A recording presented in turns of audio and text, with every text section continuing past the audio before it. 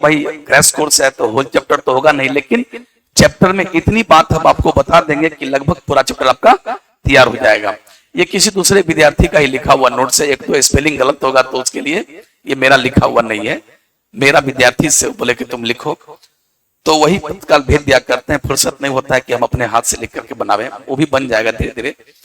और हाथ के लिखा हुआ का पीडीएफ का मजा कुछ और होता है, उसका मजा, और वो कंप्यूटराइज का मजा वो लगता है थोड़ा पराया लगता है। कंप्यूटर का लिखा हुआ थोड़ा पराया लगता है, वही तो किताबों में वो किताबें पूछ लेता है लोग, इससे बहुत अंतर होता है हाथ हैंड रिटन और वो में। तो ये पूरा नोट्स जो हम क्लास में लिखाते हैं, जो हम पढ़ाते हैं, वही नोट्स है ये पूरा, जो हम आपको भेज भी दिए हैं। अब बात रही, इसको मैं शॉर्टकट में करूंगा। और दूसरी बात ये कि अब इस चैप्टर का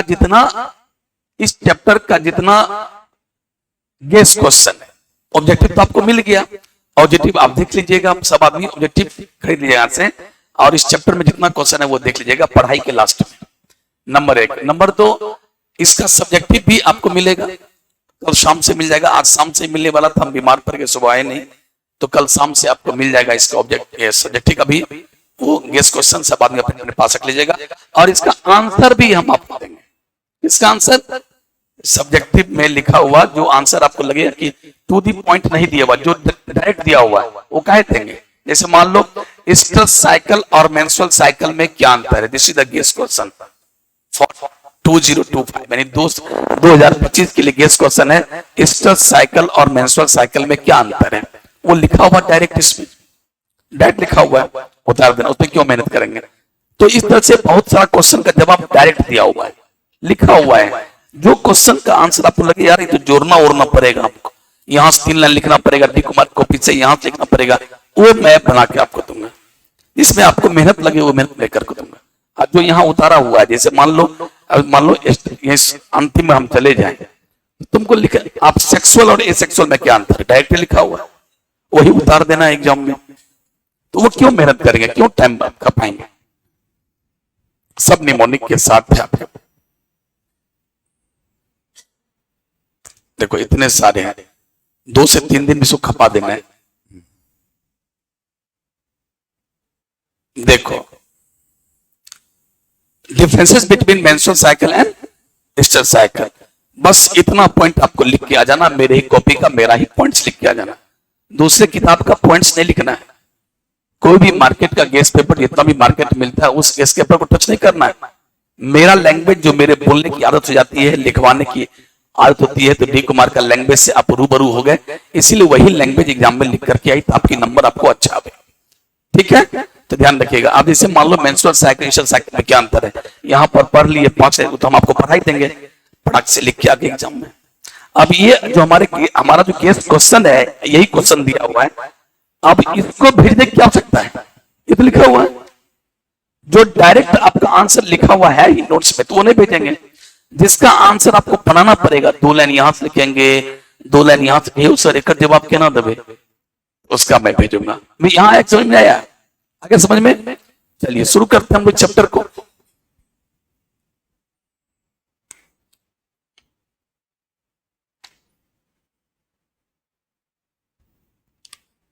सोचिए कितना चीज है। तो सबसे पहले इस चैप्टर में है, अब आपको सब सुनना है, you don't have to write. जहां ऐसा कुछ लगे कि लिखवाने वाली बात है, पिन ड्रॉप साइलेंस होकर के। इस चैप्टर में सबसे पहले रिप्रोडक्शन क्या है, जो कि मैं कल बता के गया था। It is the biological process in which any living beings give birth to the young one similar to itself. रात में थोड़ा देख करके आओगे तो मजा आ जाएगा। अपनों से मिलते जुलते बच्चों को जन्म देने का जो प्रक्रिया है उसे क्या कहते हैं, रिप्रोडक्शन। आगे समझ में। जिसने जन्म लिया उसे मरना होगा, जिसने जन्म लिया उसको मरना ही होगा, यह बात पक्की है। जितने भी लिविंग बींग्स हैं जन्म लिए तो वो कुछ दिन बाद मर जाएंगे, लेकिन यूनिसेलुलर ऑर्गेनिज्म जो एक कोशिकीय प्राणी इस दुनिया में है, यूनिसेलुलर ऑर्गेनिज्म, उसकी अपनी कोई नेचुरल डेथ नहीं होती। अब देखिए आपको हम बताते हैं, डेथ 2 प्रकार का होता है। डेथ जो है वो 2 प्रकार का है। ये हम आपको सुनाते चलेंगे। डेथ दो प्रकार का होता है, एक होता है नेचुरल डेथ और एक होता है सडन डेथ। जैसे मान लो कि जो आदमी जन्म लिया, बड़ा हुआ, बुढ़ापा आई, उसके बॉडी का सारा ऑर्गन सिस्टम काम करना बंद कर दिया और धीरे धीरे करके वो मर गया, इसको बोलते हैं नेचुरल डेथ, स्वाभाविक मौत। तो स्वाभाविक मौत इंसान का कब होता है? लगभग 60 से 80 साल का जब हो जाता है तब उसकी मौत हो जाती है। एक होता है सडन डेथ, 12 साल का था, 13 साल का था, 18 साल का था, 22 साल का था, 27 साल का था, जो भी है, अचानक नदी में डूबने से, भूकंप आने से, मकान गिरने से, एक्सीडेंट से, जहां भी जैसे हो, जहर खाने से, सुसाइड जो भी हो, उसकी मौत हो जाती है। तो ऐसे मौत को हम लोग क्या बोलते हैं? Sudden death. क्या बोलते हैं? लेकिन बायोलॉजी में सडन डेथ नहीं देखा जाता है। बायोलॉजी में इस डेथ की चर्चा होती है। अगर डेथ बोला जा रहा है तो डेथ बोला जा रहा है तो वो किसकी बात हो रही है? नेचुरल डेथ की बात हो रही है। तो चलिए, तो मैंने क्या बोला? जिसने जन्म लिया उसका मौत होना ही है, उसका मौत होना ही है। तो प्यारे, एक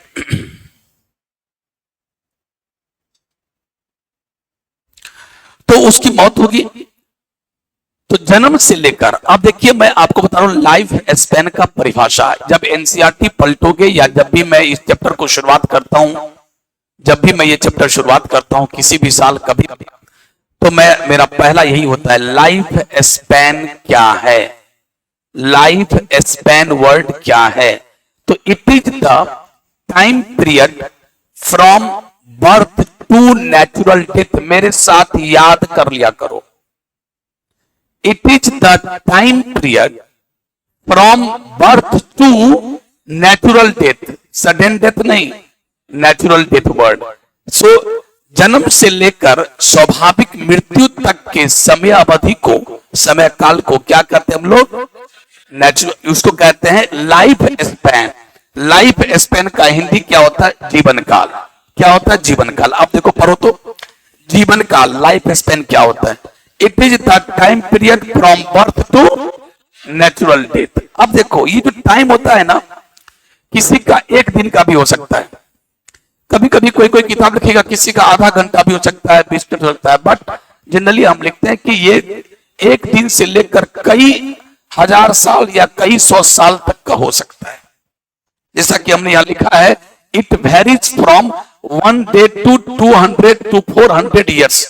ऐसा भी हो सकता है, कभी कभी 1000 साल का भी होता है। तो 1 day two thousands of years. जैसे सेक्वाया ट्री, एक सेक्वाया ट्री है नाम, सेक्वाया ट्री, उसका उम्र कितना होता है? उसका जीवन काल कितना होता है? उसका लाइफ 4000 साल होता है। वो 4000 साल तक जीता है, जब से वो बीज से पैदा हुआ, और मरते मरते मरते वो 4000 लगभग जी लेगा।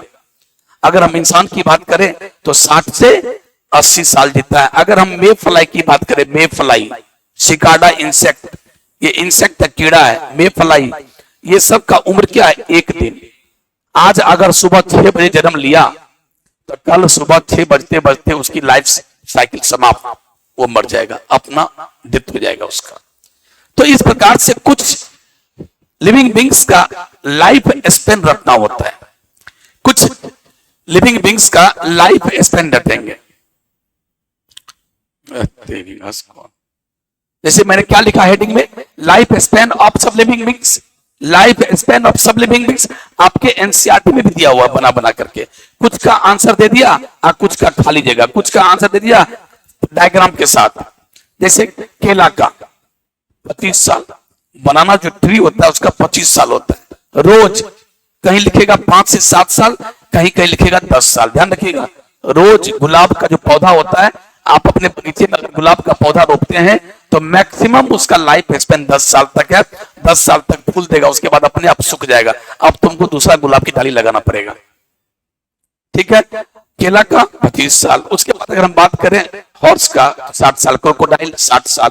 कुत्ते का लाइफ स्पेन अलग होता है, एकदम अजीब टाइप का कुत्ते का होता है। कुत्ता होता ही अजीब टाइप का, उसका लाइफ टाइम भी अजीब है, कहीं 13 से 22, कहीं 20 से 25, ऐसे करके लिखता है उसका लाइफ स्पेन। वो थोड़ा वेरिएबल होता है।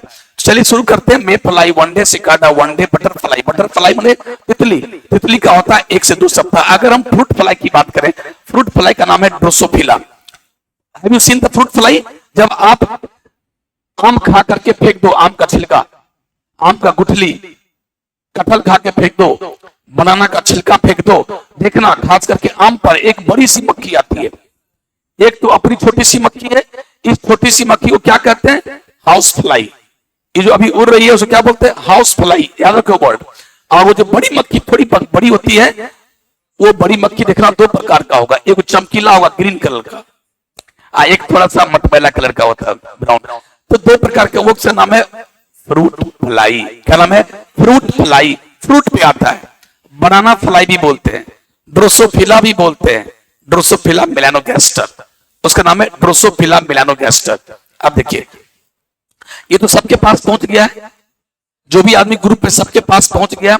यही मेरा नोट्स है, यही कॉपी में हम लिखाते हैं, मेरा लिखाने का स्टाइल ऐसा ही है, ये मेरा वर्ड है सारा जितना मैं लिखा हूं। तो देखिए इसका उम्र कितना था? 1 महीना। उसके बाद अगर राइस प्लांट की, राइस व्हीट मेज, अगर धान गेहूं मक्का की बात करें तो जब आप इसको खेत में रोपते हैं ना तो 4 से 6 महीना, कोई 5 महीना, कोई 5.5 महीना, कोई 6 महीना मैक्सिमम, इस दरमियान में इसकी लाइफ साइकिल समाप्त। आप बीज डालो, खेत में बीज डालो, उससे पौधे आएंगे और पौधे बनते बनते बनते बनते बड़े हो गए और उसमें बीज आ गया, उसके बाद सूख जाएगा। तुम काट के लाओ चाहे नहीं लाओ, वो अब खेत में ही सूख जाएगा, मतलब वो फसल मर गया, फसल मर गया, अब समाप्त है। अगला रैत की बात करें, देखिए कितना है? 2 से 3 साल। अगर हम कौवा की बात करें तो 14 से 15 साल। देखिए लाइफ स्पैन एक बहुत इंपॉर्टेंट लाइन क्या है, आपके एनसीईआरटी में दिया है और ये क्वेश्चन भी पूछता है, life span does not depend on the body size. Life span does not depend on the body size. इसका हिंदी क्या हुआ कि जीवन काल जो है किसी भी ऑर्गेनिज्म के बॉडी के साइज पर डिपेंड नहीं करता है। ऐसा नहीं है कि ये कछुआ है और ये हाथी है, या ये पैरोट है, तोता है, ये कौवा है। अच्छा ये बोलो कौवा और तोता में बड़ा कौन होता है? कौवा और तोता में बड़ा कौन होता है? किसके बॉडी का साइज बड़ा है? कौवा का। अब तुमको लगता होगा कि अरे यार कौवा का बॉडी साइज बड़ा है, तो कौवा थोड़ा, आप ध्यान दीजिए, आप ध्यान नहीं दे रहे हैं, आप नीचे सोच रहे हैं कुछ, हाथ नहीं नीचे, हाथ नीचे करो। जो आदमी कंसंट्रेटेड नहीं है, मैं सबको देख रहा हूं, 2 बंदा कंसंट्रेटेड नहीं है।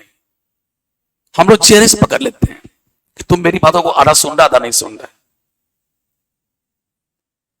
क्लास में कंसंट्रेशन बनाना भी एक बहुत बड़ी कला है। कंसंट्रेशन बना के अगर टीचर की बातों को सुन रहे हो, ये बहुत बड़ी कला है। और ये कला, ये आर्ट आपको जिंदगी में मंजिल तक पहुंचाएगा। कुछ बच्चे ऐसे होते हैं क्लास में, वो छटपट करते रहेगा, कुछ बात सुनते रहेगा, ऐसे करते रहेगा, वो आधा बात सोच रहा है यार क्या कर दिया, क्रैश कोर्स आए ठीक किए कि नहीं किए, कैसा हो रहा है। यार तुम कंसंट्रेट करो, बातों को सुनने की कोशिश करो। अगर तुम बात नहीं सुन रहे हो, आधा बॉडी यहां है और मन कहीं और है, ये गलत है। ये हाथ कभी ऐसे नहीं करना है, हाथ नाखून पर ऐसे से नहीं काटना है, कभी हाथ को यहां नहीं लाना है। बहुत सारा ट्रिक्स है इसका। कंसंट्रेट करो, कंसंट्रेट कर दिया तो तेरा आधी पढ़ाई तुम्हारी मतलब आ गया सामने में, उसके बाद आधी को संभालना है। ये मेरी आदत है, डी कुमार की आदत है कि मैं आपके मनोविज्ञान को पढ़ लेता हूं कि आप कहां खोए हुए। आपकी नजर भी हमसे मिल रही है तो भी मैं बता दूंगा कि आप पढ़ रहे हैं कि नहीं पढ़ रहे हैं। आपकी नजर भी हमसे मिल रही है फिर भी मैं बता दूंगा कि आप हमसे नहीं पढ़ रहे हैं, सिर्फ नजर मिल रही है, आप खोए हुए कहीं और है, मन आपका कहीं चल रहा है। ये बहुत बड़ी कला है, तो ध्यान रखिएगा। और अपन बहुत कंसंट्रेट होकर क्लास में टीचर की बात को सुनता था। याद रखना, मेरे बगल में कोई विद्यार्थी अगर कोई बात करता था तो हम उससे दूर होते थे, पिताजी प्लीज बात मत कीजिए। ऐसा बोलने से अगर उसको कष्ट हो रहा है, झगड़ा हो सकता है, तो बेटर है भैया वहां से उठ के कहीं आगे बैठ जाओ, कहीं बैठ जाओ। आपन को पिन ड्रॉप साइलेंस मीडियम चाहिए। सर की एक एक बात सुनते थे, ये मेरी बचपन से आदत थी, खास करके जब मैट्रिक पास करके इंटर में गए, जब पटना गए, तो मेरी आदत ऐसे ही हो गई, एकदम पिन ड्रॉप साइलेंस, कोई मेरे बगल में बात नहीं। सर जो भी बोल रहे हैं, कुछ भी लेक्चर दे रहे हैं, उनकी बातों को एक एक, फिजिक्स केमिस्ट्री बायोलॉजी में एक एक बात सुनते थे, कोई वर्ड मिस नहीं होना चाहिए। कुछ बात अच्छी लग गई, जो कॉपी में नहीं लिखाया करते हैं, नहीं लिखा हुआ है बगल में कुछ फटाफट लिख के तुरंत सुनने लगे, तो कंसंट्रेशन बढ़ाना पड़ेगा। 2 बच्चे कंसंट्रेशन नहीं बनना है इस क्लास में, 2 बच्चे, अब नाम नहीं बोलेंगे। चलिए आगे चलते हैं। अब इसको एक बार सरसरी निगाहों से मेरे साथ अगर सुन लोगे ना, तो याद आपके कॉपी पर लिख के भेज दिए भाई साहब, this is the crash course. Crash course में लिखाया नहीं जाता, लिखा हुआ नोट्स मिलता है, उसको हम लोग बोलते हैं। तो ध्यान सुनोगे तब तो फिर जाओगे घर पर, तो मजा आएगा। चलिए, तो देखिए क्रो और कौवा और पैरोट में मैं बात कर रहा था। कौवा और क्रो और पैरोट दोनों में बॉडी का साइज किसका बड़ा है? तो तुमको मालूम लगता होगा, अच्छा लगता है कि कौवा अधिक दिन जीता होगा और पैरोट कम दिन जीता होगा, लेकिन ये आपका सोच गलत है। बॉडी के साइज पर लाइफ स्पेन डिपेंड। देखो अब ऐसे गौर सुनोगे तो मजा आएगा। तो अब मान लो कि किसी ने देखा इंसान और हाथी, कछुआ और हाथी, ऐसे करके तुम ये कर लो। मान लो चलो हाथी की बात करते हैं और तोता की बात करते हैं। तोता जीता है 150 साल, 140 साल, 140 से 150 साल। कौवा जीता है कितना? मात्र 14 से 15 साल। आपके एनसीईआरटी में 14 साल लिखा है, 14 से 15 साल। और पैरोट 140 साल। इमेजिन कीजिए, 10 गुना है कि नहीं है? कोई सोच नहीं सकता था। इसीलिए बॉडी का साइज देख करके ये कह दोगे कि हाथी खूब जिएगा और कछुआ कम जिएगा, कछुआ तो इतनी। भाई साहब ये गलत है। कछुआ 150 साल जीता है और हाथी 60 से 90 साल जीता है। हाथी का और इंसान का लाइफ स्पेन लगभग एक जैसा होता है। हाथी और इंसान का लाइफ स्पेन लगभग एक जैसा होता है। याद रखिएगा बात को। इंसान का 60 से 80 साल और कोई कोई किताब 60 से 90 भी लिखता है। जितना किताब बदलोगे उतना थोड़ा थोड़ा बदलेगा रेंज, इसीलिए घबराना मत।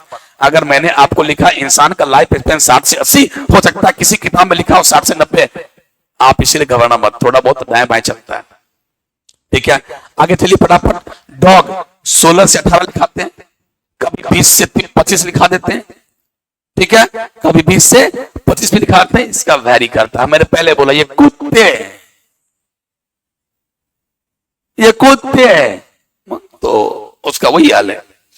बनाना 25 साल, व्हेल मछली 37 साल, मंकी 26 साल, अपना वो मंकी अपना मौसा मुसी अपना एंसेस्टर 26 साल। और चलिए हॉर्स 30 से 40 साल, इंसान का 60 से 80, एलिफेंट 70 से 90 साल, पैरोट 140 साल, टॉर्टॉइस 150 साल, बनियान 200 से 300, बनियान 200 से, बनियान मतलब बरगद का 200 से 300 साल चलता है। सेक्वाया ट्री 4000 साल। और एक पौधा मिला जो इसमें लिखा हुआ नहीं है। वो पौधा सबसे पुराना पौधा है जिसका नाम है लेरिया ट्राइडेंटाटा। लेरिया ट्राइडेंटाटा, जो कैलिफोर्निया, अमेरिका यूएसए के कैलिफोर्निया से मिला। लेरिया ट्राइडेंटाटा नाम का एक पौधा, एक ऐसा वृक्ष जिसका उम्र कितना आका गया? 11,300 साल। 11,300 साल पुराना है लेरिया ट्राइडेंटाटा पौधा। सेक्वाया 4,000 साल पहले। तो चलिए वो सब जल्दी पूछता भी नहीं, जो आपके कॉपी में यहां लिखा हुआ इसी से क्वेश्चन आएगा, तो बी अलर्ट। ओके, अब इसमें से कुछ इंपॉर्टेंट होता है, खास करके ये बटरफ्लाई, फ्रूट फ्लाई, उसके बाद मंकी, उसके बाद मंकी के बाद चलिए एलिफेंट, पैरोट, ये 4-5 इंपॉर्टेंट बनता है, ज्यादा कुछ नहीं, आप देख लीजिएगा। तो अभी तक आपने क्या देखा? एक देखा रिप्रोडक्शन का डेफिनेशन, याद हो गया। एक देखे लाइफ स्पेन का डेफिनेशन कि बर्थ से लेकर नेचुरल डेथ तक के समय को लाइफ स्पेन कहते हैं। और life span does not depend on the body size. और लाइफ स्पेन कुछ चीजों का आपने देख लिया, कुछ याद भी कर लिया, कुछ आपको याद भी हो गया, है ना। अब उसके बाद चलिए ये परिभाषा जो हम आपको दे दिए थे, और कहता है it is the process by which species are continue on the earth. Reproduction क्यों जरूरी है? बस हम एक लाइन में यहां पर काम समाप्त कर दिए। 2-3 लाइन है यहां पर, रिप्रोडक्शन क्यों जरूरी है। और आपको जो गेस्ट क्वेश्चन मिलेगा, जो कल परसों में आपको मिल जाएगा, देखिए गेस्ट क्वेश्चन में ये भी दिए हुए हैं कि रिप्रोडक्शन क्यों जरूरी है। कोई भी ऑर्गेनिज्म रिप्रोडक्शन धरती पर क्यों करता है, प्रजनन क्यों करता है, अपनों से मिलते जुलते बच्चों को पैदा क्यों करता है? क्योंकि अगर वो रिप्रोडक्शन नहीं करेगा, नए बच्चे नहीं आएंगे। जैसे मान लो अगर कल भी, बहुत पहले भी मनुष्य था, आज भी है और बहुत बाद भी मनुष्य रहेगा, ये आंकड़े हमारे दिमाग में है। बहुत पहले भी कुत्ते थे, आज भी कुत्ते हैं और कल भी रहेंगे। एलिफेंट पहले भी था, आज भी है, कल भी रहेंगे। चींटी बहुत पहले भी था, आज भी है, कल भी रहेंगे। कैसे? इसका मतलब वो बच्चा पैदा कर रहा है। अगर हर इंसान ये कसम खा ले पूरा कि हम आज से हड़ताल पे जाते हैं, एक भी बच्चा पैदा नहीं करेंगे, लेकिन हाँ बीच में कोई दगाबाजी नहीं करेगा कि सब तो बच्चा नहीं कर रहा है, वो हम करिए लेते तो क्या होगा, पता थोड़ी चलेगा। ये काम नहीं। ईच एंड एवरी जितने भी इंडिविजुअल है इंसान के, अगर वो कसम खा ले कि आज के बाद एक भी बच्चा धरती पर नया बच्चा पैदा नहीं करेंगे, तो पता है क्या होगा। जितने बच्चे इस वर्ल्ड में जन्म ले लिए हो, जितने इंसान इस वर्ल्ड में जन्म ले लिए हो, उसको कभी न कभी तो मरना ही है। अरे मान लो कि 60 से 80 साल जीता है, हम मान लिया 100 साल, हम मान लिया तुम 150 साल जिंदा रह गया, उसके बाद तो मरना ही है। यानी 150 साल के बाद जब से तुम कसम खाए हो, हड़ताल पर गए हो, उसके उस दिन से 150 साल तक चलो। 200 साल भी तुम ले लो ना, अगर मान लो, एक भी मनुष्य धरती पर नहीं मिलेगा। मनुष्य नाम का जो स्पीसीज है या जो इंडिविजुअल है, वो स्वाहा हो जाएगा। मेरे प्यारे बच्चों, पृथ्वी पर जितने भी जीव हैं, लगभग कुछ को छोड़ दें जो एक्सटिंक्ट कर गया, विलुप्त कर गया, जैसे डायनासोर अब धरती पर नहीं है, वो सब की बात छोड़ो, वो सब होता ही रहता है। समय समय पर कुछ न कुछ ऐसे जीव होते हैं जो हमारे धरती पर से बिल्कुल गायब हो जाते हैं। कुछ गायब होने वाले हैं, कुछ गायब हो गए, उसकी बात छोड़ दो। पराया और जितने भी जीव हैं, पहले भी था, आज भी है, कल भी रहेगा। इसका कारण क्या है? रिप्रोडक्शन। रिप्रोडक्शन इसका मतलब है किसी स्पीशीज को इस धरती पर अगर कंटिन्यूटी रखना है, कंटिन्यूटी का मतलब क्या होता है? लगातार अपनी अस्तित्व को बनाए रखना है, तो उसको क्या करना पड़ेगा? बस हो गया। इसीलिए इसका मेन वजह एक ही लाइन है। अगर कहा जाए एक लाइन में जवाब दीजिए क्यों जरूरी है, तो बस यही लाइन है कि it is the process by which any species are continue on the earth.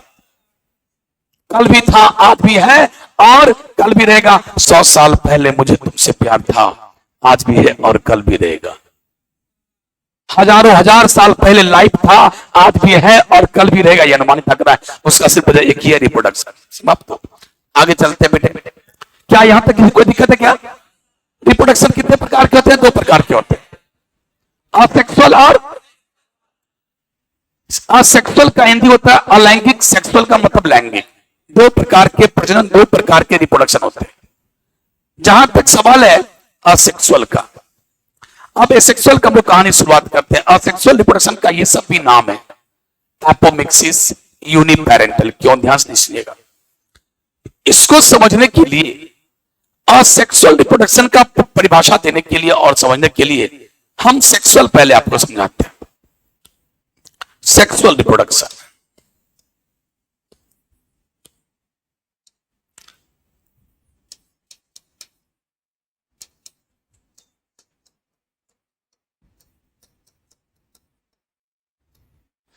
Sexual reproduction के बारे में लगभग सब कोई जानता है, पूरी दुनिया जानती है। आप और हम जितना यहां बैठे हुए हैं, गाय बैल बकरी ये जितना भी बैठा हुआ है, आम पेड़ पौधा ये जितना भी है, ये सब छिपकली, आम, मेढक, सांप, जो भी है, पशु पक्षी, सभी का बच्चा ऐसे ही पैदा होता है, लैंगिक प्रजनन से, सेक्सुअल रिप्रोडक्शन से। इसमें क्या होता है? 2 सेक्स पार्टनर होते हैं, एक मेल और एक फीमेल। 2 पेरेंट होते हैं, 2 पेरेंट, एक मेल और एक फीमेल। और दोनों पेरेंट अपना अपना क्या बनाएगा? गैमिट बनाएगा। अपना अपना क्या बनाता है? गैमिट। गैमिट। और गैमिट बनाने के प्रोसेस को क्या कहते हैं? गैमिट क्या क्या होता है? मेल गैमिट को स्पर्म कहते हैं, फीमेल गैमिट को ओवम, यानी शुक्राणु और अंडाणु। ये हुआ मेल और फीमेल गैमिट। जनरली मेल अपना मेल गैमिट और फीमेल अपना फीमेल गैमिट बनाता है। और गैमिट बनने के प्रोसेस को हम लोग क्या बोलते हैं? गैमिटोजेनेसिस। गैमिटोजेनेसिस बनने बनाना, तो गैमिटोजेनेसिस होगा। फिर गैमिट बन के क्या हो गया? अरे भैया गैमिट बन गया तो गैमिट को ट्रांसफर भी करना पड़ेगा। जैसे मान लो मर्द के अंदर में स्पर्म बन गया और औरत के अंदर में ओवम बन गया। ओवम कहता है, अंडाणु कहता है या कहती है कि हम चलना नहीं जानते हैं, हम राजकुमारी हैं, हम चलना नहीं जानते हैं, हम फीमेल के फैलोपियन ट्यूब में बैठे हैं, तो हम यहीं बैठे रहेंगे, तुम आओ चाहे नहीं आओ, हम कुछ देर इंतजार करेंगे, आओगे तो ठीक है, नहीं तो मैं मर जाऊंगी।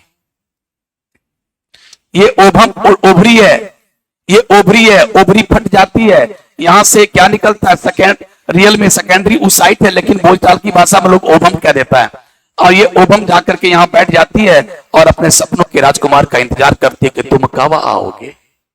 स्पर्म को, स्पर्म आया तो ठीक है, दोनों मिल गया, जायगोट बन गया और औरत गर्भवती हो जाएगी, बच्चे हो जाएंगे।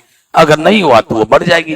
तो कहने का मतलब है कि आखिर मर्दों का स्पर्म को भेजाइना में पहले आना पड़ा। पहले बन के कहां रेडी था, यहां पर खोली में रेडी है। देख लो, यह है खोली और यह है 2 गोली, और इस गोली का नाम क्या है, टेस्टिस। इस गोली का नाम क्या है, कभी कभी प्यार से हम गुल्ली भी कह देते हैं। तो प्यारे, ये जो गोली है जिसका नाम टेस्टिस है, इस टेस्टिस के अंदर में ही सेमिनिफेरस ट्यूब्यूल है। तीसरा चैप्टर में पढ़ोगे। और चूंकि क्रैश कोर्स है तो हम कहीं से कुछ बोले तो बहुत कुछ तुम समझने के काबिल हो। कुछ बंदे आप में से ऐसे होंगे जो बिल्कुल पढ़ाई नहीं किया होगा, कुछ बंदे ऐसे होंगे, 2-3-4 बंदे, बाकी बंदे ऐसे होंगे कुछ तो कुछ कहीं न कहीं तो पढ़ा होगा ही, थोड़ा बहुत याद आएगा। जैसे मानो अभी मैंने बोला कि टेस्टिस के अंदर सेमिनिफेरस ट्यूब्यूल होते हैं। आप में से कितने आदमी को पता है, कुछ सुना है कि नहीं, बोलो, हाथ खड़ा करो, मैं देखना चाहता हूं। ईमानदारी से, घबराने की बात है, आप नहीं सुने तो नहीं सुने, जिसको पता है बोलो हाथ खड़ा करो। अच्छा, इतने बहुत कम ही आदमी, अच्छा ठीक है, बहुत बढ़िया। टेस्टिस के अंदर में सेमिनिफेरस ट्यूब्यूल होते हैं। कौन ट्यूब्यूल? और सेमिनिफेरस ट्यूब्यूल के अंदर ही क्या बनता है, स्पर्म। क्या बनता है?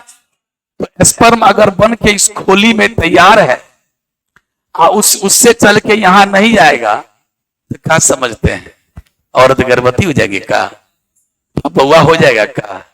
नहीं होगा रे। स्पर्म को चल के यहां आना कैसे होगा? इसके लिए गॉड ने नियम बना दिया, सेक्सुअल इंटरकोर्स होगा। सेक्सुअल इंटरकोर्स को हम लोग क्वाइटस भी कहते हैं, क्वाइटस ये वर्ड।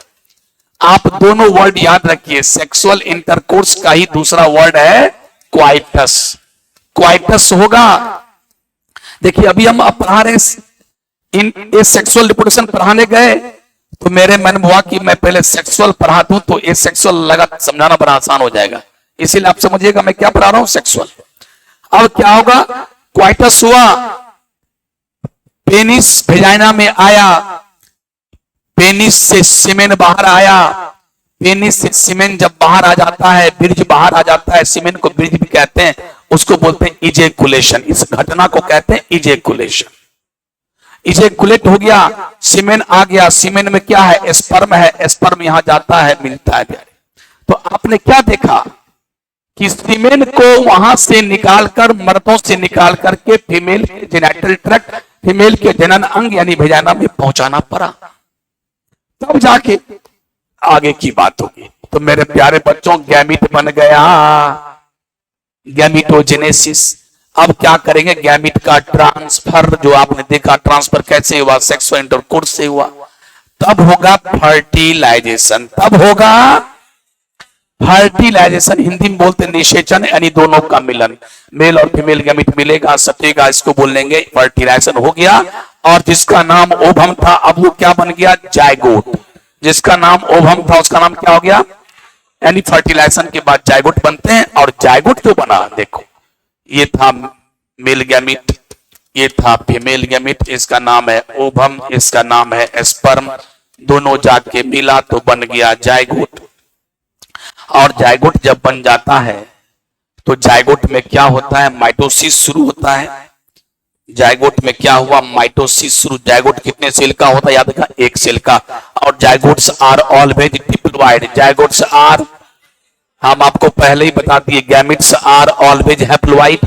हैप्लॉइड का मतलब एन, हैप्लॉइड का मतलब एन, एन का मतलब एक सेट क्रोमोसोम, एन का मतलब यानी ये है एन, ये भी है एन, जब दोनों मिला तो बन गया ये कितना, 2n। 2n को क्या बोलते हैं, डिप्लॉइड। ये जायगोट है। जायगोट कितने सेल का, 1 सेल का। जायगोट कितने सेल का, 1 सेल का। फिर गलतफहमी मत रहिए, लोग सोचता है कि स्पर्म और ओवम के सटने से जायगोट बनता है, इसीलिए जायगोट 2 सेल का होगा, ऐसी बात नहीं है। जायगोट कितने सेल का होते हैं। अब चलो, यही जायगोट क्या बन जाता है, बउआ। यही जायगोट क्या बन जाता है, बउआ। बहुत खराब हुआ बना है, अच्छा नहीं लगा जी सर, अब तनी अच्छा मतलब ये बउआ बनता है और बउआ के बॉडी में ट्रिलियंस ऑफ सेल हैं, ट्रिलियंस ऑफ सेल हैं, इतने सेल है कि आप गिनती नहीं कर पाओगे सर। एक सेल वाला जायगोट बउआ बन गया 9 महीने में मां के गर्भ में। इंसान के केस में ऐसा कैसे हो गया? इतना सेल कहां से आ गया? अरे बेटे, माइटोसिस नाम का सेल डिवीजन हुआ। कौन हुआ? माइटोसिस। और आपको माइटोसिस पढ़ाए हुए हैं। एक सेल टूटता है तो कितने सेल बनते हैं? फिर अगला वो दोनों सेल टूटेगा तो क्या 4 हो जाएगा, फिर 4 से 8 से 16, 16 से 32, 64, 208, इस तरह से करते आगे बढ़ता जाएगा, बढ़ता जाएगा, बढ़ता जाएगा और प्यारे इम्ब्रियो बन जाएगा। और इम्ब्रियो से, इम्ब्रियो मतलब, इम्ब्रियो वर्ड याद कर लीजिए, इम्ब्रियो बनेगा। इम्ब्रियो का हिंदी क्या होता है? भ्रूण। इम्ब्रियो का हिंदी क्या होता है? भ्रूण। और उसके बाद क्या बन जाएगा? उसके बाद क्या बन जाएगा? फीटस। क्या बन जाएगा? फीटस। क्या बन जाएगा? फीटस। चलिए, सबसे पहले क्या था? जायगोट। सबसे पहले क्या था? जायगोट में क्या हुआ? Series of mitosis. Series of, इसका मतलब माइटोसिस बहुत बार हुआ। सीरीज में पहला mitosis, second mitosis, third mitosis, fourth mitosis, होता जा रहा, होता जा रहा, बन गया इम्ब्रियो, छोटा सा इम्ब्रियो, मल्टी सेलुलर। ये एक सेल का था, अब मल्टी सेलुलर इम्ब्रियो। और इम्ब्रियो में फिर माइटोसिस होता रहा, होता रहा। और अब इम्ब्रियो में क्या होगा? ऑर्गेनोजेनेसिस। क्या होगा? तो जब सेल डिवाइड करता रहता है तो उसको बोलते हैं कि उस समय सेल अनडिफरेंशिएटेड है। सेल अनडिफरेंशिएटेड है। जो सेल लगातार डिवाइड करता रहता, बोलता हम चुप नहीं बैठेंगे, हम डिवाइड करते ही रहेंगे, 1 से 2, 2 से 4, ऐसे सेल को बोलते हैं अनडिफरेंशिएटेड सेल। ऐसे देखो, अनडिफरेंशिएटेड सेल। ध्यान से ये मान में बिठा लो। और जिस दिन हमने इसको डांटा, बोला अरे भाई तुम कब तक डिवाइड करते रहोगे, कब तक तुम 1 से 2, 2 से 4 में टूटते रहोगे, अब तो टूटना बंद हो, अब तो सेल डिवीजन बंद करो। जब सेल डिवीजन बंद हो जाता है तो ऐसा सेल जो कसम खा लिया कि दादा अब हम डिवाइड नहीं करेंगे, तो ऐसे सेल को हम लोग क्या कह देते हैं? Differentiated cell. क्या कहते हैं?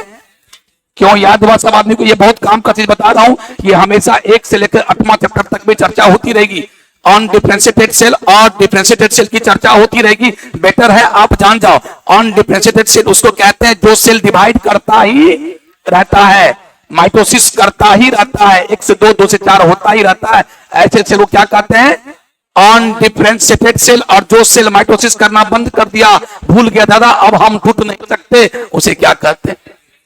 तो प्यारे, इम्ब्रियो के बाद क्या होता है? जब इम्ब्रियो बन जाता है तो कुछ कुछ सेल अब कहता है देखिए अब धीरे धीरे अब हमको टूटना बंद भी करना पड़ेगा, और हम पहले डिफरेंशिएटेड होते हैं, डिफरेंशिएटेड हो जाएंगे, उसके बाद आंख नाक कान बनाएंगे, उसके बाद फिर बात की बात देखा जाएगा। तो मेरे प्यारे बच्चों, जब इम्ब्रियो बन जाता है, भ्रूण बन जाता है जायगोट से, तब क्या होता? ऑर्गेनोजेनेसिस। क्या होगा? ऑर्गेनोजेनेसिस का मतलब क्या था? ऑर्गेन का बनना। जहां जेनेसिस आ गया माने बनना, फॉर्मेशन, ऑर्गेनो माने अंग, अंग का बनना, तो ऑर्गेनोजेनेसिस जैसे होगा अब वो क्या बन गया? फीटस। क्या बन गया? इम्ब्रियो से क्या बन गया? फीटस। कैसे? क्या हुआ? ऑर्गेनोजेनेसिस। क्या हुआ? ऑर्गेनोजेनेसिस। तो मेरे प्यारे बच्चों, बन गया फीटस। लेकिन अभी फीटस क्या है? बहुत छोटा। फीटस क्या है? इतना ही बड़ा। फीटस कितना? इतना ही बड़ा। उसको इतना बड़ा होना है तब जाके बॉडी से बाहर आएगा, भैया होते हुए उसका डिलीवरी हो जाएगा। तो इतना वो फीटस से इतना बड़ा होना, ये कैसे होगा? इसका मतलब सर माइटोसिस जारी रहना चाहिए, माइटोसिस ही कर सकता है। और सुन लीजिए, माइटोसिस से बन गए आप इतना बड़ा इम्ब्रियो से फीटस, फीटस से इतना बड़ा फीटस, और उसके बाद जब आपका जन्म हुआ, जब इतना बड़ा थे आप, जब आपका और हमारा जन्म हुआ तो हम इतने बड़े थे। उसके बाद धीरे धीरे बढ़ते गए, बढ़ते गए, आज हम लोग इतने बड़े राक्षस टाइप के हो गए, इतने मुस्टंडा हो गए। ये कैसे? ये कितना कमाल था, जरा आप लोग बताइए। मियोसिस, मियोसिस की माइटोसिस, एकदम सही आंसर है। माइटोसिस का कमाल है, माइटोसिस का कमाल है भाई साहब। मियोसिस तो एक ही वक्त होता ही है। कब? जब ये मेल और फीमेल, ये दोनों पेरेंट, पति और पत्नी जब गैमिट बना रही थी, जब वो गैमिट बनाएगी तो वो क्या करेगी? उसमें मियोसिस होगा। क्या होगा? क्योंकि ये भी 2n, हम अपने आपको पहले भी बोल दिया, दुनिया में जितने भी जीव हैं, जितने भी लिविंग ऑर्गेनिज्म है, सभी क्या है? लगभग डिप्लॉइड। सभी क्या है? 2n है, 2n। यानी उसके बॉडी का हर सेल 2n है, उसके बॉडी का हर सेल 2n है, और वो गैमिट बनाने जा रही है। गैमिट क्या है? n। गैमिट क्या है? अपने 2n है, यानी उसके बॉडी का हर सेल 2n है, डिप्लॉइड है, और गैमिट बनाने जा रही है। गैमिट क्या है? n है। तो 2n से n बनता है, 2n से n बनता है, तो किसको याद करेंगे? माइटोसिस को कि मियोसिस को? हम पढ़ाए हुए थे 2n से n करना है, क्रोमोसोम का संख्या आधा करना है, तो किसको याद करोगे? मियोसिस को, क्योंकि मियोसिस में ही क्रोमोसोम की संख्या आधी होती है। माइटोसिस करता तो क्या होता? एक सेल से 2 सेल बनता, अगर यहां भी 2n था तो यहां भी 2n। सॉरी, वो यहां माइटोसिस नहीं बल्कि, तो जब जब गैमिटोजेनेसिस होगा, जब जब कोई पेरेंट मियोसिस ये गैमिट बनाएंगे, तो वहां कौन सी बात होगी? मियोसिस। कौन सी बात होगी? मियोसिस होगा, और 2n से n बन जाएगा। तभी तो मैं बोलता हूं गैमिट्स आर ऑलवेज हैप्लोइड। तो प्यारे, तो सेक्सुअल रिप्रोडक्शन में अब समराइज करते हैं। अगर हम सेक्सुअल रिप्रोडक्शन की बात करें तो कितनी घटना घटी, मैं समराइज कर रहा हूं। चले थे ए सेक्सुअल रिप्रोडक्शन पढ़ाने, आ गए सेक्सुअल पर, मुझे लगा कि मैं सेक्सुअल बता दूं तो अपने आप पढ़ाने में मजा आ जाएगा। तो पहले सेक्सुअल ही हो रहा है, थोड़ा खत्म होने वाला है। तो देखिए सेक्सुअल में 3 घटना घटी। पहले मैं लिखता हूं ये लाइन, जरा तुम लोग पढ़ना मेरे साथ। मैं क्या लिखा हूं? निषेचन। इससे पहले, पहले का इंग्लिश क्या होता है? पहले का इंग्लिश प्री। प्री मने पहले, प्री मने pre fertilisation, pre fertilisation event. Event मने घटना, तब फर्टिलाइजेशन, और तब होता है post fertilisation event. Post fertilisation events. क्यों गौर किया? यही 3 घटना तो हुई। जरा बोलो, सबसे सेक्सुअल रिप्रोडक्शन में कितनी घटना घटेगी? सेक्सुअल रिप्रोडक्शन में 3 घटना घटती है। 3 इवेंट्स, 3 इवेंट्स, 3 घटना घटती है। पहला बोलो, दूसरा बोलो, तीसरा बोलो। फर्टिलाइजेशन का नाम अगर आपके मन में है तो आप ये भी बोल सकते हैं सिनगेमी। खास करके प्लांट में सिनगेमी वर्ड बोलते हैं। फर्टिलाइजेशन को ही सिनगेमी कहते हैं। सिनगेमी, सिनगेमी, सिन मने सेट गेलो, गेमी मने गैमिट्स। तो प्यारे यहां सिन सिन सिनगेमी मैरिज, 2 के बीच में। तो प्यारे फर्टिलाइजेशन, अब देखिए प्री फर्टिलाइजेशन में कितनी घटना घटी। अब तुम लोग सोच के बोलना, अपने दिमाग को ब्रॉड करो, सोचो। फर्टिलाइजेशन से पहले 2 घटना घटी प्री फर्टिलाइजेशन।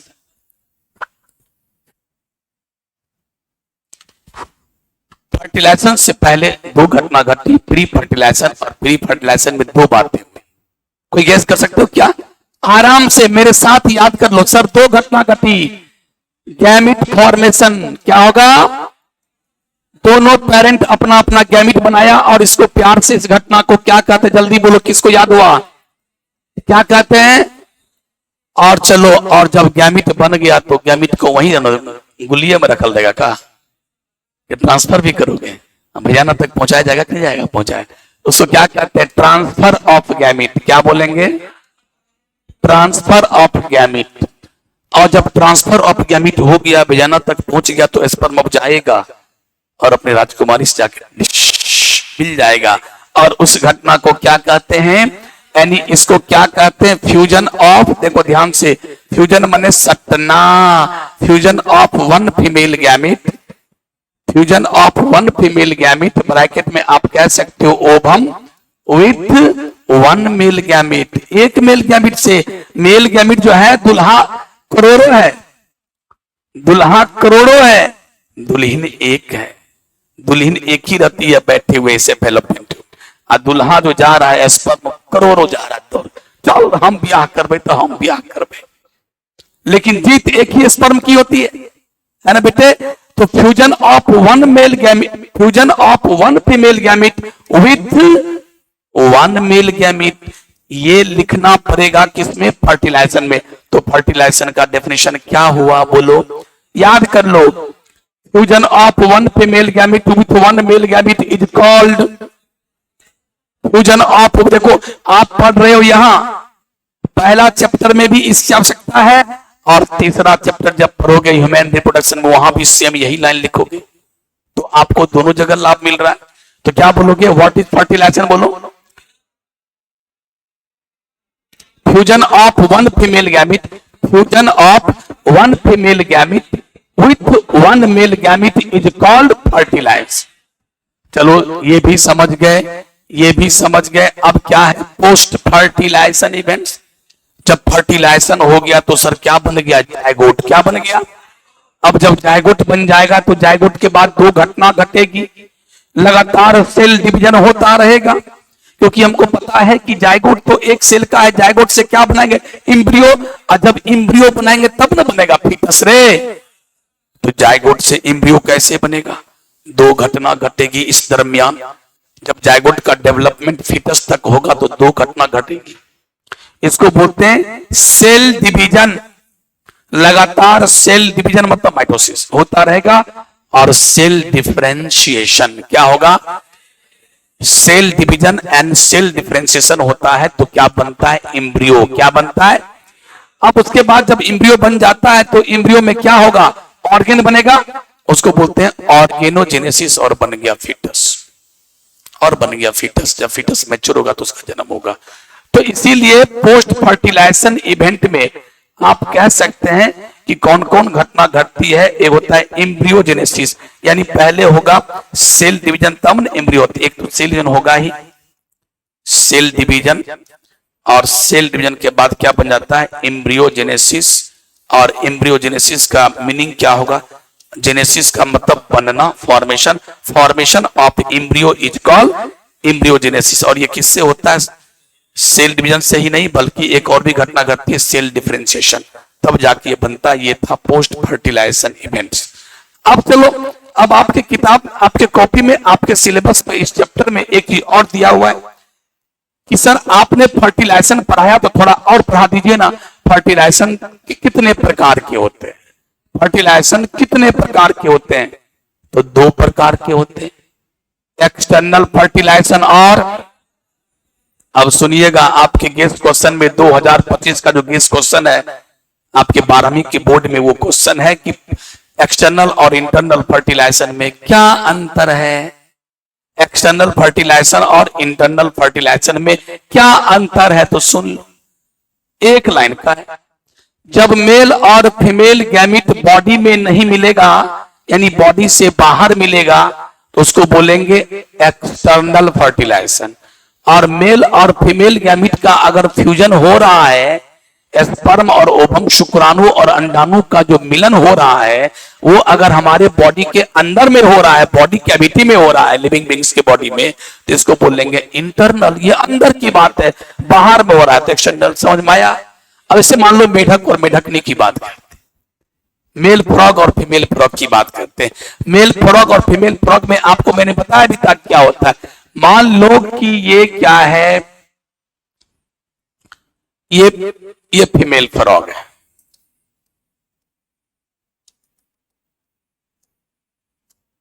ये फीमेल फ्रॉग है। उसके बाद इसके ऊपर कौन आ गया? ले लोटा। कौन आ गया? Male frog.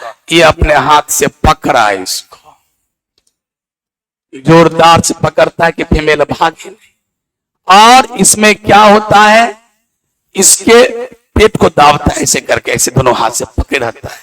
फीमेल क्या, फीमेल नीचे वाली फीमेल है, ये क्या करती है? यहाँ पर एक छिद्र होता है, इसके पास भी एक छिद्र है, इस छिद्र का नाम है क्लोएकल एपर्चर। क्या नाम है? Cloacal aperture. ये क्या करती है? इससे पूरा पानी, ये घटना कहां घटती है? पानी में।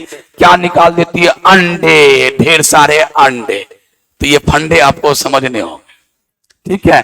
और तो ढेर सारे अंडे निकल गए, ओवम निकल गए, और ऊपर से मेल क्या करता है? दनादन क्या निकाल दिया? Female gamete sperm. ये भी पानी में, ये भी पानी में, हजारों हजार जा रहा डी। अब पानी में सब जुगाड़ फिट करेगा, आई लव यू, जो जैसे, और करके जुगाड़ फिट करेगा, और तब जाके दोनों सटेगा। मेल गैमिट और फीमेल गैमिट दोनों जाके पानी में सटेगा, और जब सट गया तो वही हो गया जो आपसे बोले थे, फर्टिलाइजेशन। एक मेल गैमीट एक फीमेल गैमीट का एक मेल गैमीट से सटना इज कॉल्ड फर्टिलाइजेशन। ये घटना कहां घटी? पानी में, बॉडी में नहीं घटा, पानी में हुआ। That's why it is called external fertilisation, it is called. लेकिन जरा हम लोगों में बात करो, मेल फीमेल का मिलन हुआ, सेक्स इंटरकोर्स हुआ, वेजाइना में क्या गया? सीमेन गया, और सीमेन गया तो सीमेन में स्पर्म है, स्पर्म तैरते हुए जा रहा है कहां पर? सर्विक्स होते हुए यूट्रस के निचले पार्ट को, यूट्रस बच्चेदानी के निचले हिस्से को क्या कहते हैं? सर्विक्स। सर्विक्स को पार करते हुए कहा गया फेलोपियन ट्यूब। मेरे प्यारे बच्चों, इसको क्या कहते हैं रे? बहुत लड़का मुंह भी नहीं खोल रहा, लगता है कभी सुना ही नहीं है। कोई बात नहीं सुना तो अभी सुनो, इसको क्या बोलते हैं? Fallopian tube. क्या कहते हैं? Fallopian tube, uterine tube, oviduct. इसका तीन तीन नाम है। कहां पर होगे? तीसरा चैप्टर में। अरे मैं बार बार बोलता हूं, this is the crash course, that's why you have to listen and remembering. आपको रिमेंबर भी करना, लिसन भी करना एक ही क्लास में। सर आप जो पहला चैप्टर पढ़ाए ना, हम यही याद कर लेते हैं, तीसरा चैप्टर में दोहरा जाएगा, तहरा जाएगा। इसका नाम फेलोपियन ट्यूब, इसका नाम फेलोपियन ट्यूब, इसका नाम fallopian tube, fallopian tube, fallopian tube. इसी का नाम यूटेराइन ट्यूब, इसी का नाम ओविडक्ट। और इसी के अंदर क्या घटना घटती थी? स्पर्म और ओवम का मिलन होता था। इसका तो प्यारे ये क्या देख रहे हो? अगर हम लोगों में ऐसे होता है, गाय बैल बकरी इंसान में ऐसे ही होता है, बॉडी के अंदर मिलन होता है, बॉडी के अंदर मिलन हुआ, बॉडी कैविटी बोलते हैं, कैविटी। तो when fertilisation occurs within the body cavity, देखो लिखने का तरीका, व्हेन माने जब, व्हेन फर्टिलाइजेशन अकर्स, अकर्स माने होता है।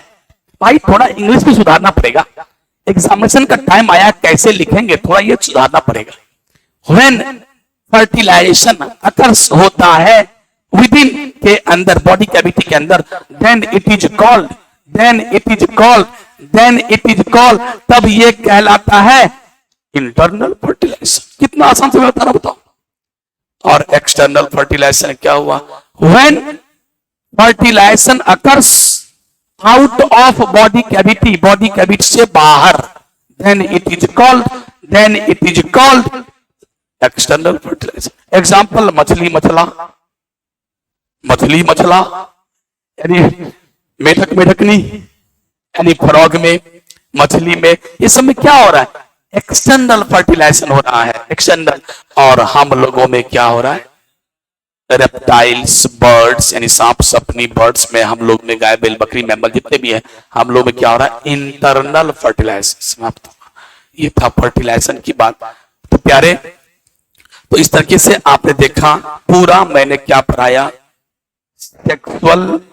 तो इसमें क्या हुआ? जितने भी बच्चे पैदा होते हैं, सेक्सुअल रिप्रोडक्शन में जितने बच्चे पैदा होते हैं, सारे बच्चे एक जैसे नहीं होते। अगर मान लो आप 5 भाई बहन है, आप अपने माँ बाप से 5 भाई बहन जन्म लिया, पांचों भाई बहन मिला लेना कभी एक जैसा नहीं हो सकता। अगर शकल मिल गया तो जीन अलग होगा, जीन तो अलग होना ही है थोड़ा बहुत। यानी पांचों भाई बहन, पांचों बच्चे कभी भी एक जैसे नहीं हो सकते, कुछ न कुछ अंतर है। और अंतर का इंग्लिश क्या बोलोगे? वेरिएशन। ये वर्ड आज याद कर लो। अगर ये वर्ड याद नहीं करते हो बायोलॉजी में तो आप अपने पैर पर कुल्हाड़ी मारते हो। आज याद कर लो। बाप रे बाप, डी कुमार बहुत बड़का बात बोल दी कि अगर वेरिएशन वर्ड याद नहीं करेंगे तो जुलूम हो जाएगा। वेरिएशन माने बदलाव, चेंजेस। सेक्सुअल रिप्रोडक्शन में अगर एक गाय और सांड से, एक गाय और सांड से 5 बच्चा हुआ तो पांचों बच्चा बिल्कुल एक जैसा नहीं हो सकता, कुछ न कुछ अंतर होगा ही। यानी जब जब सेक्सुअल रिप्रोडक्शन होगा तो उसके बच्चे बिल्कुल एक जैसे नहीं होंगे, अंतर होगा। अंतर क्यों क्या बोलते हैं? वेरिएशन। और प्यारे, ये वेरिएशन क्यों हुआ? बेहतरीन क्वेश्चन। ये वेरिएशन क्यों हुआ? अगर ए सेक्सुअल रिप्रोडक्शन होता, अलैंगिक प्रजनन होता, जैसे मान लो एक अमीबा ने 20 अमीबा बना दिया, मल्टीपल फिजन करके अपने बॉडी को तोड़ करके 20 अमीबा बनाया, या मान लो कि एक अमीबा अपने बॉडी को तोड़ दिया, 2 अमीबा बना दिया, इसको बोलते हैं एसेक्सुअल। तो दोनों अमीबा जो बच्चा जन्म लिया, दोनों अमीबा बिल्कुल एक जैसा होगा, दोनों का जीन भी एक जैसा होगा, दोनों का मॉर्फोलॉजी भी, यानी मॉर्फोलॉजिकली माने बाहर से दिखने में भी बिल्कुल एक जैसा होगा, और जेनेटिकली यानी जीन वाली बात भी दोनों की सेम होगी। ऐसे सारे बच्चे को क्या कहते हैं? क्लोन। क्या कहते हैं? तो असेक्सुअल रिप्रोडक्शन में और सेक्सुअल रिप्रोडक्शन में, अलैंगिक प्रजनन में जितने बच्चे पैदा होते हैं सारे बच्चे बिल्कुल एक जैसे होते हैं। मॉर्फोलॉजिकली 2 वर्ड याद कर लो, आपको एग्जाम में काम आएगा, क्योंकि अब आपको एग्जाम में लिखना भी है और याद भी करना है, कॉपी पर लिखने की कला डालना है। गेस क्वेश्चन को कलेक्ट करो, गेस क्वेश्चन को, और उसका आंसर कॉपी पर लिखा हुआ है, आंसर देख लिए और कॉपी पर लिखने का प्रैक्टिस करोगे। अगर मान लो एग्जाम में आएगा तो कैसे लिखेंगे, कैसे लिखेंगे, कॉपी प्रैक्टिस करो आज से और अभी से, नहीं तो आपको जनवरी के लास्ट में बहुत पढ़ना पड़ेगा, क्योंकि आपको 3 विषय एक साथ पढ़ना, फिजिक्स, केमिस्ट्री, बायोलॉजी और इंग्लिश भी, हिंदी भी, बहुत सारे विषय आपके साथ पढ़ने होंगे, दिमाग में भार हो जाएगा। और एक साथ बायोलॉजी अगर पढ़ना है तो उतने सारे टॉपिक्स को एक साथ पढ़ करके और 3 घंटा में लिख करके आना है, तो इसलिए उसकी तैयारी आज से ही क्यों नहीं, आज से नहीं करोगे फिर दिक्कत में पड़ जाओगे। तो आज से ही मैं कल शाम तक गेस क्वेश्चन दिलवा दूंगा, गेस क्वेश्चन ले लीजिए और गेस क्वेश्चन का आंसर आपका आधा इसमें लिखा हुआ है ही, जो आंसर बिल्कुल सॉलिड लिखा हुआ नहीं है उसका मैं लिख करके भेजूंगा बना बनाया, और उसको रटते चलो, समझ समझ के कॉपी पर लिखने का प्रैक्टिस करते चलो। जनवरी के लास्ट में बहुत कम पढ़ना पड़ेगा और 6 फरवरी को लिख करके आ जाना है, आंसर लिख करके आ जाना है ऐसे। और ऑब्जेक्टिव तो चुटकी में आप करके आओगे, चाहे 70 में 35 आवे और चाहे 35 में 28 आवे, जो भी पैटर्न चेंज हो या ना हो से कोई मतलब नहीं है, अपन को पैटर्न से क्या मतलब है। वैसे भी जब आपका नवंबर में क्या होगा, कौन एग्जाम, तो क्या बोलते हैं, सेंटर एग्जाम होगा, तो उससे बिल्कुल दूध का दूध और पानी का पानी हो जाएगा कि एग्जाम कैसा होगा। तो घबराने क्या है, अरे अपन को सिलेबस पढ़ने से मतलब है, अपन को चीजें पढ़नी है, एग्जाम में क्या है वैसे क्या हो तो छोड़ो यार।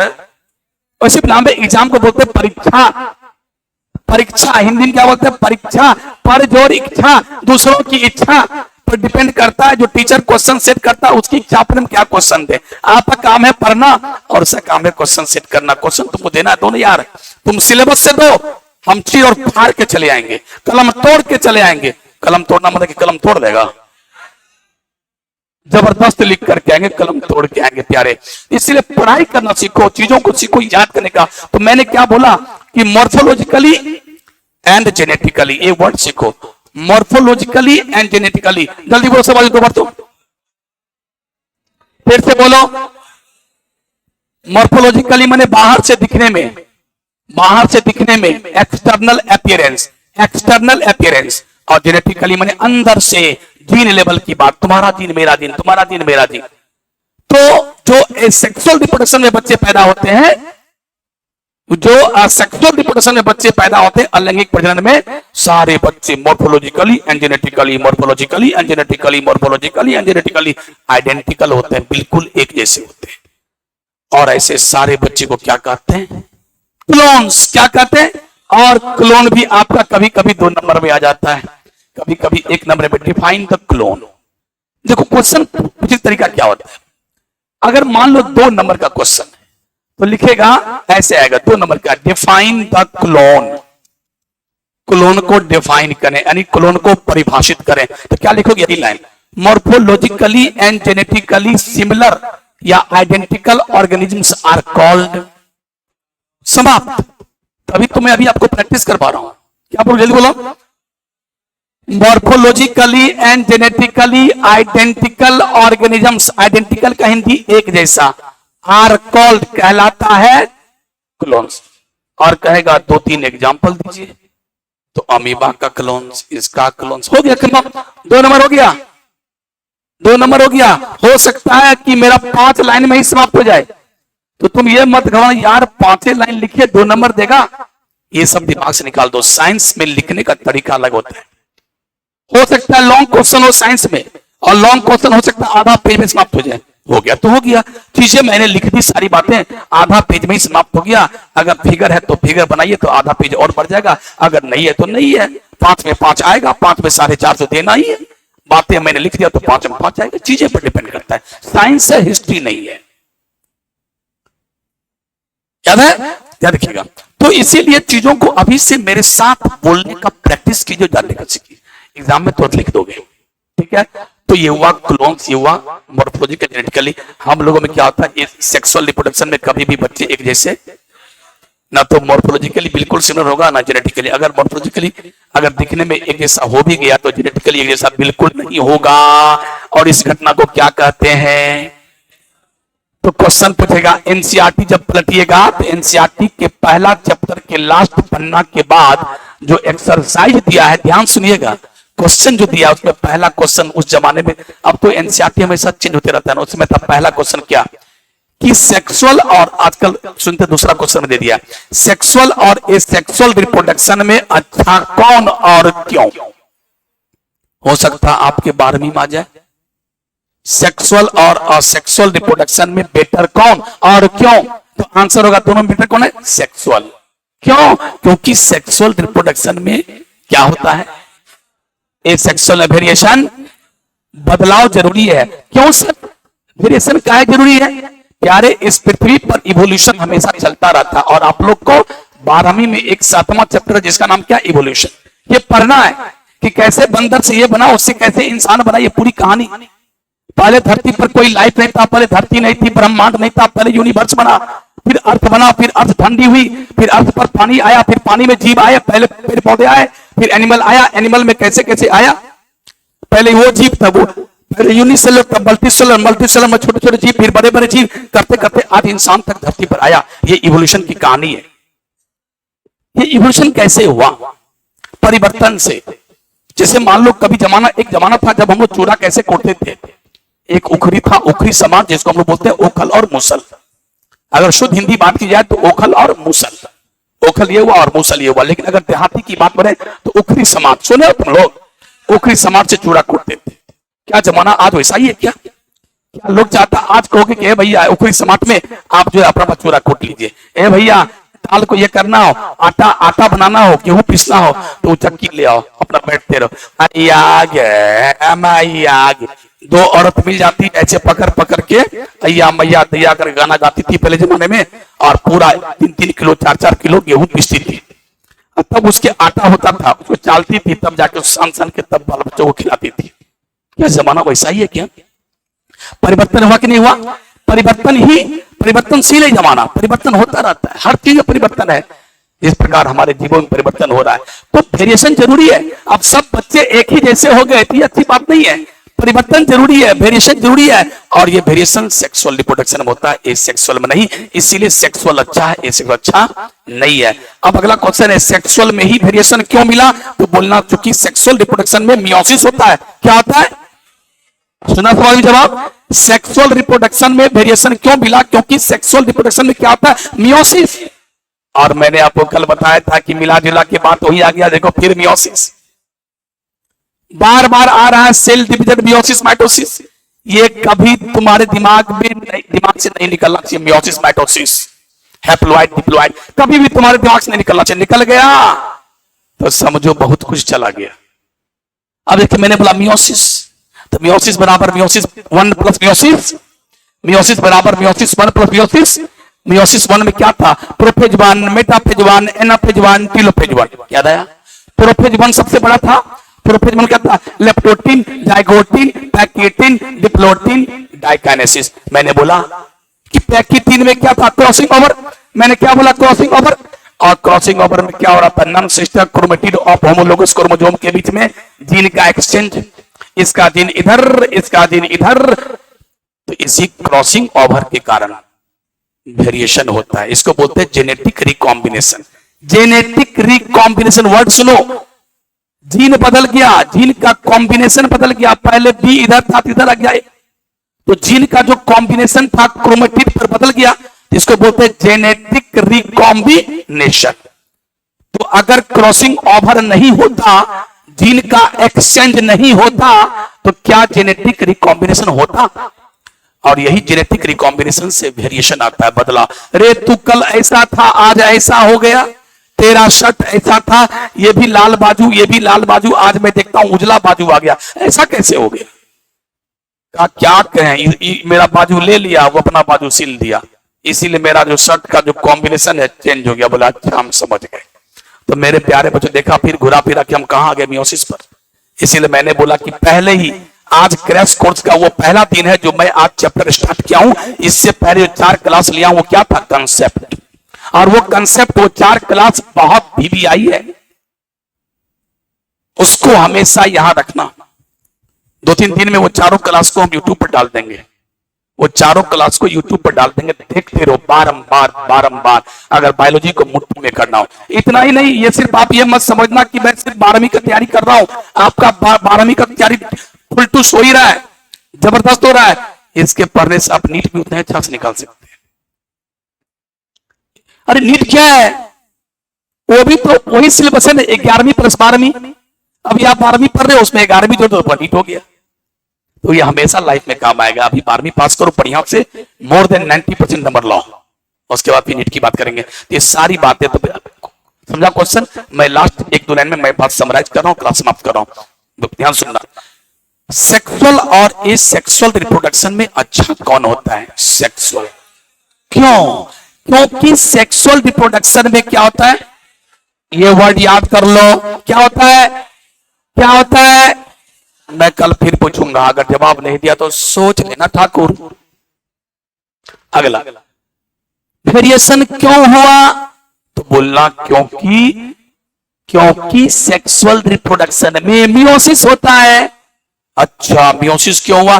क्योंकि जितने भी दुनिया में जीव है लगभग सभी डिप्लॉइड हैं। वो क्या बनाता है? गैमिट। गैमिट हैप्लॉइड है, डिप्लॉइड से हैप्लॉइड बनेगा तो मियोसिस तो होना ही है। तो जब जब गैमिट बनेगा तो मियोसिस होना ही है, और मियोसिस होगा तो वेरिएशन होना ही है। अगला क्वेश्चन है, मियोसिस में वेरिएशन क्यों होता है? कहना कि मियोसिस में मियोसिस 1 होता है, और मियोसिस 1 में प्रोफेज 1 होता है, और प्रोफेज 1 में पैकिटिन होता है, और पैकिटिन में क्रॉसिंग ओवर होता है, और क्रॉसिंग ओवर में जीन का एक्सचेंज होता है।